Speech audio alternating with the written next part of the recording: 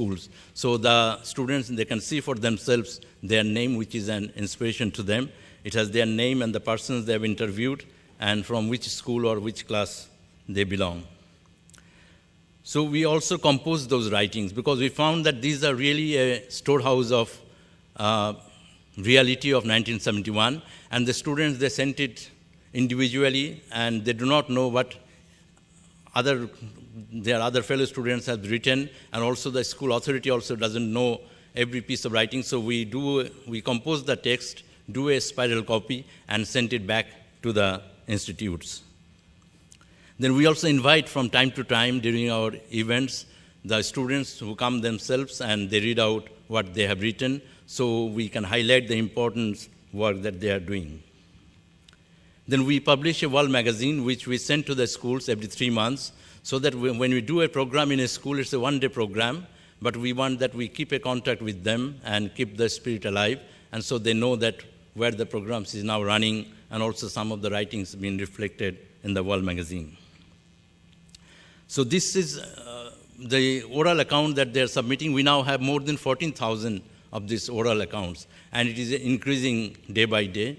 And we are thinking that we would like to put the writings in the web with search option so that we can share it with the broader community and other people can have access to these writings. Then in Dhaka city, we invite the students who visit the museum under this program in 1 year, and we invite them together to celebrate the friendship that has been achieved through this program, and we call it the festival, Freedom Festival. And the students perform in the festival, and also the leading artists of the country, they also joined with the students. So this is the school girls, they are presenting in the Freedom Festival. This is the gathering in the Freedom Festival. We do it in a large football ground in the city. And besides this program, we have also been involved with the killing fields. And we do not have much resource, but we had to go to a killing field in the suburb of Dhaka when local community, they informed us that there is a killing field which has been rediscovered and they need to look into it. So we went there, and it is called Jallat Khana Killing Field, and this is in the Mirpur area. And when we excavated the killing field, we found about 76 skulls and more than 5,000 pieces of bones. And local people had name of about 21 people whom they know that were killed in that particular site. And it was excavated in 1999. Then we worked to preserve the site in some way it is possible. So in 2007, we actually could be successful to organize a memorial site in the killing field. It's a triangular small space, and we developed the site as a memory not only to that particular killing field. We have on the stones, on the white slabs, you can see, but not very visible here, we have the list of all the killing fields in Bangladesh. It is more than 450 killing fields. At the end, it is written that this is incomplete list because new killing fields are also being discovered. And so one person, when he walks through this triangle, he can relate himself with any particular killing field because he belongs to some of the areas, some of the districts, and he can have some personal memories or from his family which is related with the particular killing field. Then we also have on the walls the list of major genocides of the 20th century, from the Armenian genocide to the genocide in the Second World War, to the extermination of the Jewish people and other people, and also Cambodia, and till the one which is now happening in Sudan. And at the end, we have written that this is continuing. And at the end, we have a black slab where we put the writing Stop Genocide, which has been the title of a film made in 1971 by Jahir Raihan, and he was missing from this Mirpur area in January 1972.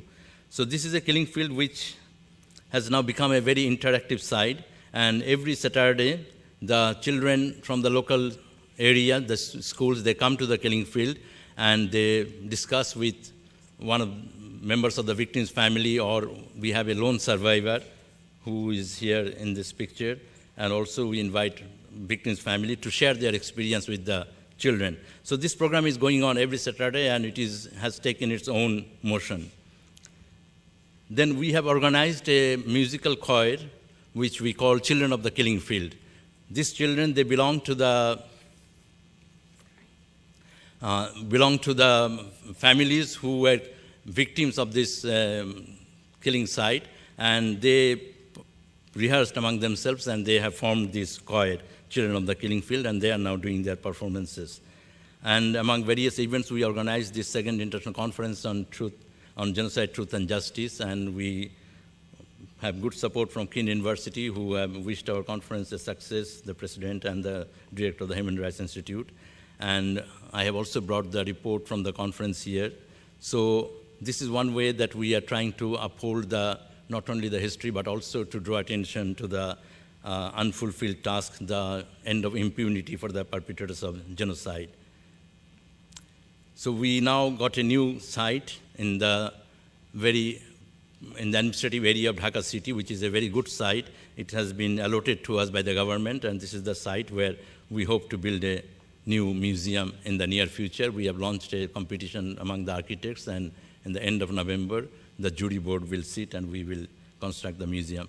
So I am really grateful that I could present before you in very brief about our museum, and I would like to continue the discussion during break or during any other occasion that we can have. And we have put a display which is here in the Kean University, and I think during the lunch break, you will have the chance to see a display on refugees, on genocide, and also suffering of the women.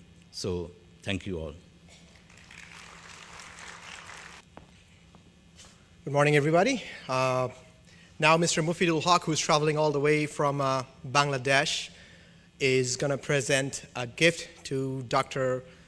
Farahi, the president of Kean University, and also to Dr. Henry Kaplowitz, the director of Human Rights Institute at Kean University. I would like to invite both of them to the stage, please.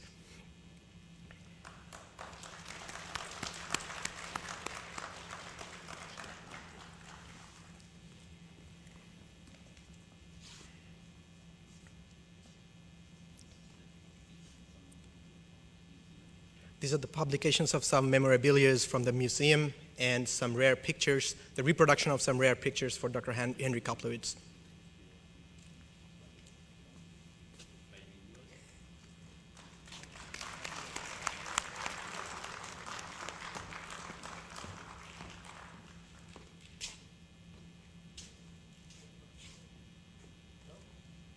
Good morning. My name is Farooq Chowdhury, and on behalf of Kean University and Kean University Genocide Study Group, I'd like to welcome you.